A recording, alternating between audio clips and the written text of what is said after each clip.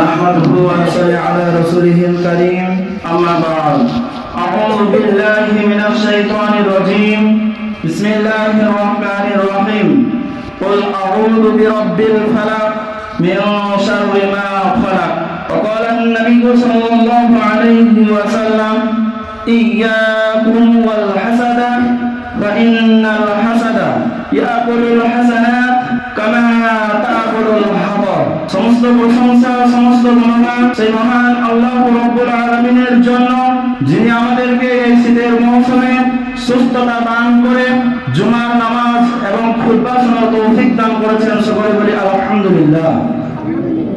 তারপরে মুহাম্মদ রাসূলুল্লাহ সাল্লাল্লাহু আলাইহি সাল্লামের প্রতি দরুদ ও সালাম বর্ষিত হোক। সকলে বলি আল্লাহুম্মা সাল্লি আলাইহি আল্লাহুম্মা বারিক আলাইহি। সম্মানিত মুসলিমগণ, আজকে আমাদের আলোচনার বিষয়বস্তু হলো যে হিংসা। এই হিংসা সম্পর্কে আমি আপনাদের সামনে দু একটি কথা বলে আমার এই বক্তব্যকে দিতাম ইনশাআল্লাহুল আজিজ। প্রত্যেকটা মানুষের ভিতরে আমাদের মধ্যে হিংসা আছে। মানুষের অভ্যন্তরিক ভিতরে রোগ হলো যে হিংসা। তবে কিছু মানুষ আছে যারা এই হিংসাকে দেখায় না, হিংসাকে লুকায়িত রাখে, অপরের প্রতি হিংসা করে না, হিংসা বাস্তবায়ন করে না। তবে সমাজে কিছু মানুষ আছে যারা অপরের ভালো দেখে হিংসা করে, অপরের উন্নতি দেখলে জ্বলে ওঠে, অপরের সুখ দেখে দুঃখ পায়, পরের শান্তি দেখে নিজেকে অশান্তিতে ফেলে, পরের সিঁড়ি দেখে বড় কাপড় হয়ে পড়ে। নিশ্চয় হিংসা ভালো জিনিস নয়, ভালো জিনিস নয়। অপরের সুখ দেখে, আনন্দ দেখে, ভালো দেখে, উন্নতি দেখে জ্বলে ওঠা। মহান আল্লাহ এই হিংসুকদের পরনিন্দা করে বলেছেন, আমি হাসুদুনান নাস আলা মা আতাহুমুল্লাহু মিন ফাদলি। মহান আল্লাহ নিজ দয়ায়, নিজ অনুগ্রহে মানুষকে যা দান করেছে সেজন্য কি তারা তাদের জন্য হিংসা করে? নিশ্চয় হিংসা ভালো জিনিস নয় বলে মহান আল্লাহ হিংসা থেকে আশ্রয় প্রার্থনা করতে বলেছেন। মহান আল্লাহ রাব্বুল আলামিন সূরা ফালাকের মধ্যে বলেছেন, কুল তুমি বলো আউযু বিরাব্বিল ফালাক, আমি আশ্রয় প্রার্থনা করছি সেই সূর্যের প্রতিপালকের কাছে, আমি আশ্রয় প্রার্থনা করছি সেই উষার প্রতিপালকের কাছে।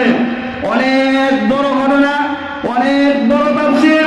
মহান আল্লাহ সূরা ফালাকের শেষ আয়াতের মধ্যে বলছেন, ওয়া মিন শাররি হাসিদিন ইযা হাসাদ, তুমি হিংসুকের অনিষ্ট হতে আশ্রয় প্রার্থনা করো হিংসুক যখন হিংসা করে। আমাদের নবী সাল্লাল্লাহু আলাইহি ওয়াসাল্লাম বলছেন যে তোমরা ধারণা থেকে দূরে থাকো, কারণ ধারণা হচ্ছে সবচেয়ে বড় মিথ্যা কথা। আমাদের নবী সাল্লাল্লাহু আলাইহি ওয়াসাল্লাম বলেছেন, তোমরা জাসুসি করো না, তোমরা গুপ্ত খবর জানার চেষ্টা করো না। আমাদের নবী সাল্লাল্লাহু আলাইহি ওয়াসাল্লাম বলছে তোমরা পরস্পরের রিসার্চি করো না, তোমরা পরস্পরে প্রতিদ্বন্দ্বিতা করো না, তোমরা পরস্পরে হিংসা করো না, একে অন্যের পিছে করো না, তোমরা আল্লাহর বান্দা, ভাই ভাই হয়ে যাও। আজকে আমরা শেষ নবী আখির নবী মুহাম্মদুর রাসূলুল্লাহ সাল্লাল্লাহু আলাইহি ওয়াসাল্লামের উম্মতি বলে দাবি করছি, কিন্তু এই জিনিসগুলো আমাদের মধ্যে এখনো অবশিষ্ট রয়ে গেছে। এই জিনিসগুলো আমাদের মধ্যে দেখা যায়। আজকে আমরা অন্যের প্রতি হিংসা করি, অন্যের খবর জানার চেষ্টা করি, অন্যকে কি বলছে, কে কি খাচ্ছে, কে কোথায় যাচ্ছে সেইগুলো আমরা জানার চেষ্টা করি। কিন্তু আমাদের রাসূল সাল্লাল্লাহু আলাইহি ওয়াসাল্লাম 1400 বছর অথবা 1500 বছর আগে এই যে একটা পরিষ্কার ভাবে বলে দিয়েছেন যে তোমরা ধারণা থেকে দূরে থাকো, কারণ ধারণা হচ্ছে সবচেয়ে বড় মিথ্যা কথা। আমাদের নবী সাল্লাল্লাহু আলাইহি ওয়াসাল্লাম বলছেন যে তোমরা পরস্পর হিংসা করো না।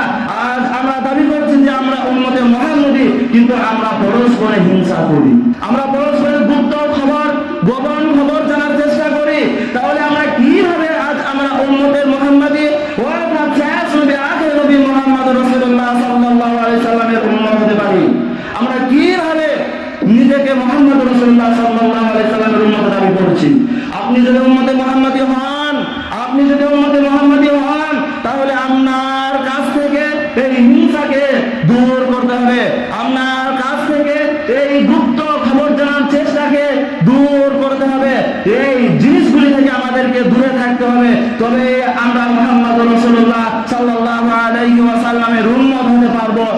সর্বশ্রেষ্ঠ লোক হলো সেই লোক যার হৃদয় পরিষ্কার, যার মনটা পবিত্র, যার দিলটা সাফ।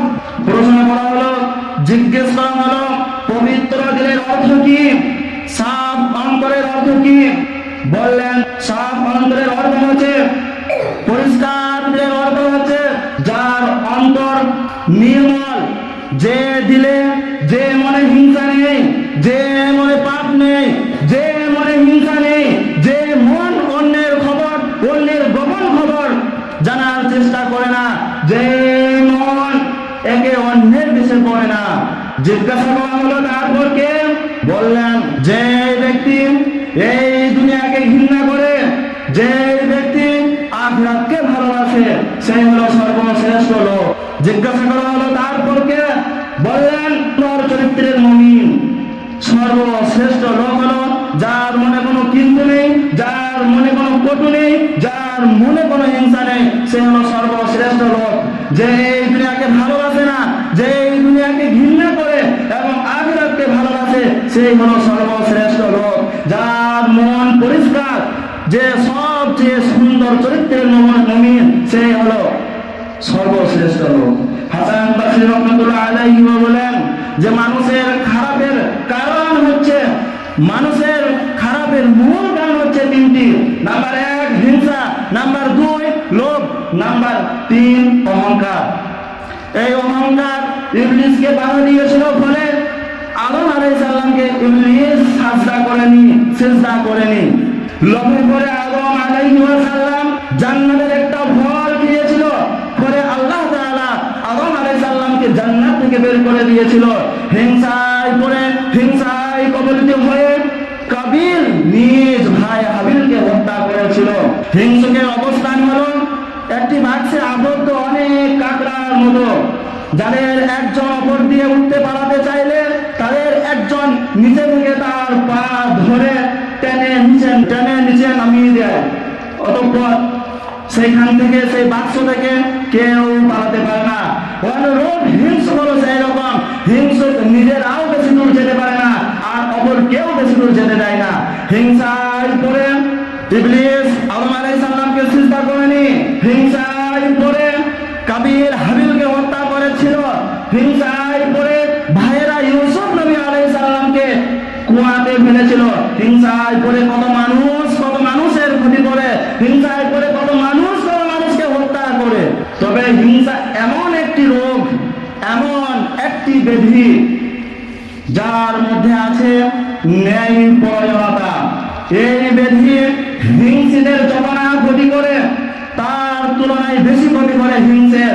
আবুল্লাহ সামারকান্দি বলেন যে এই ব্যাধিটা, এই হিংসা নামক রোগটা, যার প্রতি হিংসা করা হয়, তার কাছে পৌঁছানোর পূর্বে হিংসুকের প্রতি 5টি শাস্তি এবং 5টি আযাব চলে আসে।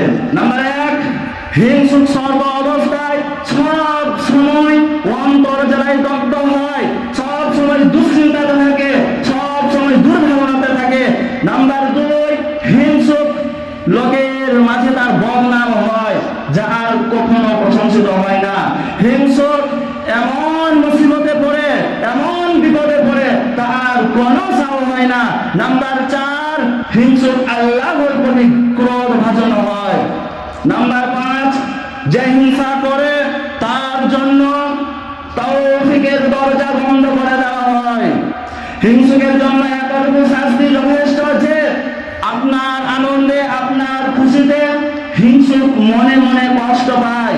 আপনার মোটরসাইকেল শরীরকে দেখে সে নিজের শরীরকে খারাপ করে, নিজের শরীরকে ঘৃণা করে। আপনি যে সমাজের বুকে সম্মানিত হয়েছেন, আপনি সমাজের বুকে যে একটা নাম পেয়েছেন, আপনি সমাজের বুকে যে সাকসেসফুল হয়েছেন, সফলতা অর্জন করেছেন, এই সফলতাটা হলো অপরাধ, যা আপনি এবং মানুষ ভালো মনে করে অর্জন করে থাকে, যা আপনার সমশ্রেণীর মানুষ, সহকর্মীরা কখনোই আপনাকে কখনোই ক্ষমা নজরে দেখবে না। মাস্টার মাস্টারের হিংসা করে, ডাক্তার ডাক্তারের হিংসা করে, ইঞ্জিনিয়ার ইঞ্জিনিয়ারের হিংসা করে, উকিল উকিলের হিংসা করে, আলিম আলিমের হিংসা করে, পুরুষ পুরুষের হিংসা করে, মহিলা মহিলার হিংসা করে, চাষি চাষির হিংসা করে, ব্যবসায়ী ব্যবসায়ীর হিংসা করে। অথচ আমাদের নবী সাল্লাল্লাহু আলাইহি ওয়াসাল্লাম বলছেন, ইয়াকুম ওয়াল হাসাদা, তোমরা হিংসা থেকে বেঁচে থাকো। ফাইন্নাল হাসাদা, কেননা এই হিংসা ইয়াকুলুল হাসানাত, তোমার সমস্ত ভালো নেকিগুলিকে, সমস্ত ভালো জিনিসগুলোকে খেয়ে নেয়। কামা তাকুলুল হাতাব, যেমন আগুন কাঠ খেয়ে ফেলে। কিন্তু এই জিনিসগুলি বেশি আমাদের মধ্যে দেখতে পাওয়া যায়। আজ আমরা অন্যের করে হিংসা করি, অন্যের খোঁজ ধরি। হিংসক আল্লাহ হিসাবে 5টি বিষয়ের বিরোধিতা করে। যে হিংসা করে সে আল্লাহ তাআলার সাথে 5টি জিনিস সম্পর্কে বিরোধিতা করে। নাম্বার 1, মহান আল্লাহর ওই সকল নিয়ামতকে হিংসুক অপছন্দ করে যা তার ভাইয়ের ওপর প্রকাশ পেয়েছে। নাম্বার 2, আল্লাহ তাআলার রুজি বন্টন করাকে অপছন্দ করে হিংসুক। হিংসুক আল্লাহকে প্রতিবাদ শুরু করতে চায়, হে আল্লাহ, তুমি কেন এইভাবে বন্টন করলে? তুমি কেন এইভাবে ভাগ করলে? কাউকে গরিব, কাউকে বড়লোক, কাউকে সুখে, কাউকে আনন্দে। সে প্রতিবাদ শুনে আল্লাহর সাথে বিরোধিতা করে। নাম্বার 3, আল্লাহ যাকে ইচ্ছা অনুগ্রহ, যাকে ইচ্ছা দয়া প্রদান করতে পারেন। তবে হিংসুক আল্লাহর অনুগ্রহে, আল্লাহর দয়ায় কৃপণতা করে। নাম্বার 4, আল্লাহ যাকে ইচ্ছা এই দুনিয়ার বুকে সম্মান দান করতে পারেন। আল্লাহ যাকে ইচ্ছা এই দুনিয়ার বুকে ধন সম্পদ দান করতে পারেন। তবে হিংসুক এই যে সম্মানিত হয়েছেন তার প্রতি হিংসা করে, তাকে ঘৃণা করে। নাম্বার 5, আল্লাহর শত্রু, আল্লাহর দুশমন ইবলিসের সাহায্য করে হিংসুক। পক্ষান্তরে কোন মানুষ যদি তার ভাইয়ের প্রাপ্ত নিয়ামত ধ্বংস কামনা না করে, বিনষ্ট কামনা না করে, তার সমপরিমাণ কামনা করে, তাহলে এইরকম হিংসা, এইরকম ঈর্ষা আমাদের ইসলামে, আমাদের শরীয়তে জায়েজ আছে। মুহাম্মদ রাসূলুল্লাহ সাল্লাল্লাহু আলাইহি ওয়াসাল্লাম বলেন, দুই ব্যক্তির সাথে, দুই বস্তুর সাথে হিংসা করা, ঈর্ষা করা জায়েজ আছে। নাম্বার 1, ওই ব্যক্তি যাকে আল্লাহ তাআলা ধন সম্পদ দান করেছেন, আর সেই ব্যক্তিটা দিন রাত আল্লাহর পথে, আল্লাহর রাস্তায়, আল্লাহর পথে ওই ধন সম্পদকে দান ব্যয় করে। নাম্বার 2,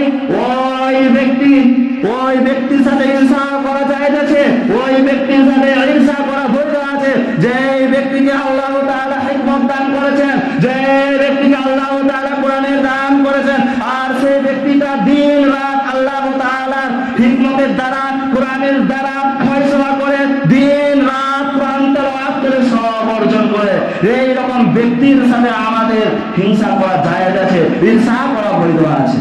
যার ভিতরে এইরকম হিংসা থাকে না, এইরকম ঈর্ষা থাকে না, সেই মানুষের আত্মমর্যাদা নেই, সমাজে সেই মানুষের কোনো ভার নেই, সেই মানুষকে মেরা পুরুষ বলে। আর সত্যই তো এর নামের অপযুক্ত। মুহাম্মদ রাসূলুল্লাহ সাল্লাল্লাহু আলাইহি ওয়াসাল্লাম বলেন 3 ব্যক্তি জান্নাতে প্রবেশ করতে পারবেন না, 3 ব্যক্তি বেহেশতে প্রবেশ করতে পারবে না। নাম্বার 1, পিতামাতার অবাধ্য ছেলে। নাম্বার 2, মেরা পুরুষ, অর্থাৎ যে পুরুষ নিজ কন্যা, নিজ স্ত্রীর অশ্লীলতায় সম্মত থাকে। নাম্বার 3, বেশধারিণী পুরুষ, বেশধারিণী মহিলা। আপনি যদি হিংসায় কবলিত হন, তাহলে এই ওষুধ, এই প্রেসক্রিপশন ব্যবহার করুন। আপনি যদি হিংসায় পড়েন, তাহলে আল্লাহর কাছে প্রত্যেক দিন সকাল সন্ধ্যায় সূরা ফালাক এবং সূরা নাস পাঠ করুন। আল্লাহর তাকওয়া আপনার মনের মধ্যে প্রতিষ্ঠিত রাখুন এবং ধৈর্য অবলম্বন রাখুন। আল্লাহর উপর ভরসা রাখুন। যে আল্লাহর উপর ভরসা করে, আল্লাহ তার জন্য যথেষ্ট হয়ে যায়। আর হিংসুকের হিংসা থেকে আপনার মনকে খালি রাখুন। আর কোন রকম হিংসুকের প্রতি, কোন প্রকার হিংসুকের প্রতি ভুক্রেপ করবে না, তাকাবেন না। হাতি চলতা रहेगा আর কুত্তা ভুকতা रहेगा।